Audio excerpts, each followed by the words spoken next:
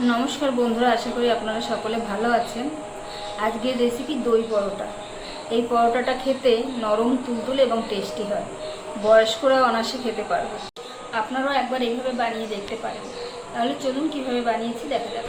এখানে আমি টক দই নিয়েছি 4-5 চামচের মতন হবে। এর ভিতরে আমি দিয়ে দিচ্ছি 1.5 চামচের মতন চিনি আর দিলাম 2 চামচের মতন তেল। এখন একটু ফেটিয়ে নেব দইটাকে, চিনিটাও গলে যাবে।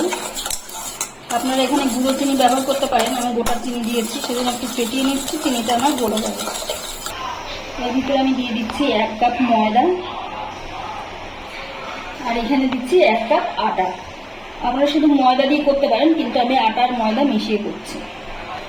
দিচ্ছি সামান্য পরিমাণে একটু লবণ আর এখানে আমি উষ্ণ গরম দুধ নিয়েছি। অল্প অল্প দুধ দিয়ে আমি এখন মেখে নেব।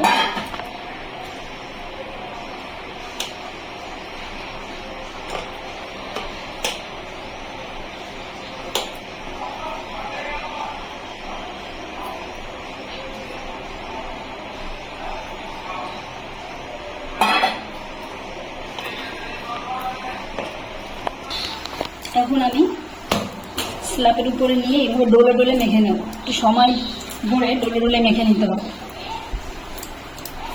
সুন্দর করে মাখতে হবে। 2-3 মিনিট আমি এইভাবে ডোলে ডোলে মেখে নেব। আমি সুন্দর করে মেখে নিয়েছি। এখন আমি ময়দার গায়ে একটু তেল মাখিয়ে রেস্টে রেখে দেবো। 5-7 মিনিট আমি এখন রেস্টে রেখে দেবো। এখানে আমি 3 চামচের মতন কর্নফ্লাওয়ার নিয়েছি। এখন আমি এর ভিতরে দিয়ে দিচ্ছি সাদা তেল। সাদা তেল দিয়ে একটা পেস্টের মতন করে নেব।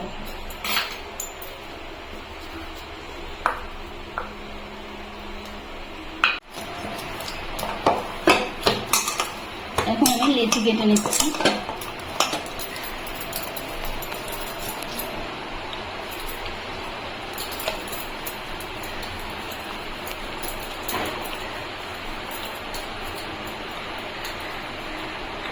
যে মাঝারি সাইজের লেচি কাটছি, খুব বেশি বড় না খুব বেশি ছোট না, এই সাইজের আমি লেচি কেটে নিচ্ছি।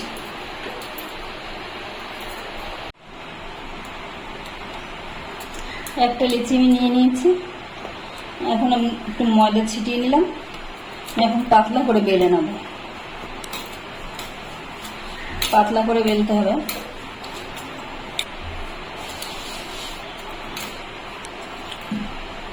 যতটা সম্ভব ততটাই পাতলা করে এটা বেলতে হবে।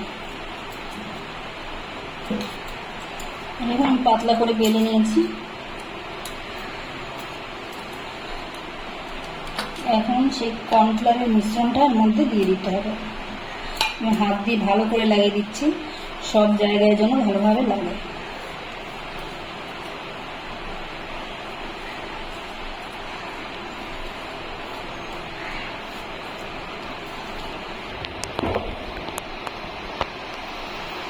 এখন আমি এটাকে এরকমভাবে ভাঁজ করে নেব।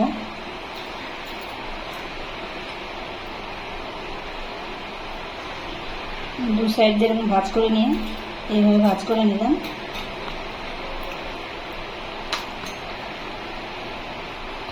এর উপর দিয়ে হালকা একটু লাগিয়ে নিচ্ছি। এখন আমি এইভাবে ফোল্ড করে নিচ্ছি। আমি এইভাবে সবগুলো আগে বানিয়ে নেব, তারপর একটা একটা করে বেলবো। পাতলা করে আমি বেলে নিয়েছি। এখন ওর উপর দিয়ে দিচ্ছি এই পেস্টটা।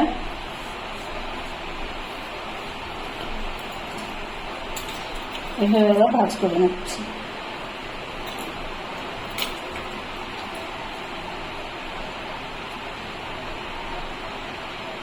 এভাবে আমি সবগুলো বানিয়ে নিচ্ছি। সবগুলো আমি এইভাবে বানিয়ে নিয়েছি। এখন আপনাদের হাতে যদি সময় থাকে এটাকে 10 মিনিট রেস্টে রেখে দিতে পারেন। আমি রেস্টে রাখছি না, আমি যেটা প্রথমে তৈরি করেছিলাম ওটাই প্রথমে আমি বেলে নিচ্ছি। যত বেশি রেস্টে রাখলে পরোটাটা তত বেশি ভালো হবে, কিন্তু আমার হাতে সময় নেই, আমি এখনই বেলে নিচ্ছি। এবার আমি চৌকো করে বেলে নেব।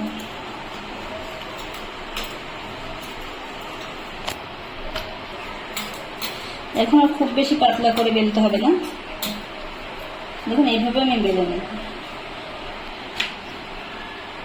এইভাবে আমি সবগুলো বেলে নেব। আমি একটা চাকু গরম বসিয়েছি, আমি এখন একটা পরোটা দিয়ে দিলাম। দু সাইড প্রথমে একটু ছেঁকে নিতে হবে।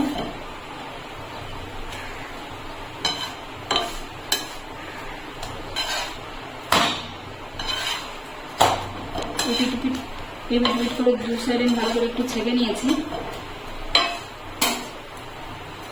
এখন আমি অল্প করে সাইডে অল্প করে তেল দিয়ে দিচ্ছি।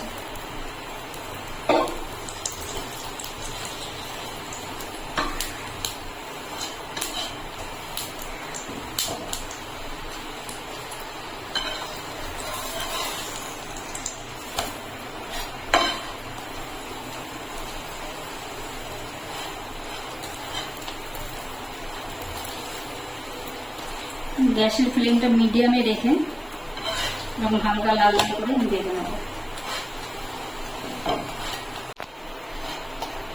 আমার হয়ে গেছে, আমি তুলে নিচ্ছি। আমি আরেকটা দিয়ে দিলাম। এটাও দু সাইড ছেঁকে নিয়েছি, এখন অল্প করে তেল দিয়ে দিচ্ছি।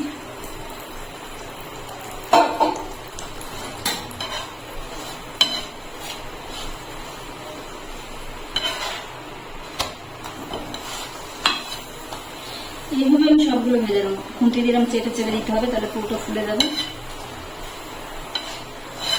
পরোটাগুলো কত সুন্দর ফুলেছে দেখুন, আর লেয়ারও এসছে।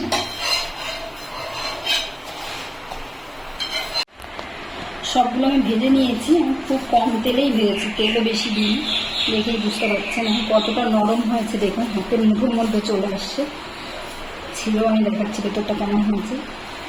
দেখুন কত লেয়ার এসছে, কত পাতলা পাতলা লেয়ার, ঠিক আছে না, একদম কাগজের মতো, কাগজের চেয়েও পাতলা। দেখুন ভেতর লেয়ার। রেসিপিটি তৈরি হয়ে গেছে। এই পরোটাটা ছোলার ডাল কিংবা আলুর দম দিয়েও খেতে পারেন। এই রেসিপিটি যদি ভালো লাগে তাহলে একটা লাইক, কমেন্ট ও সাবস্ক্রাইব করে পাশে থাকার অনুরোধ রইল। আর যারা ফেসবুক থেকে দেখছেন তারা অ্যাকাউন্টটিকে ফলো করবেন।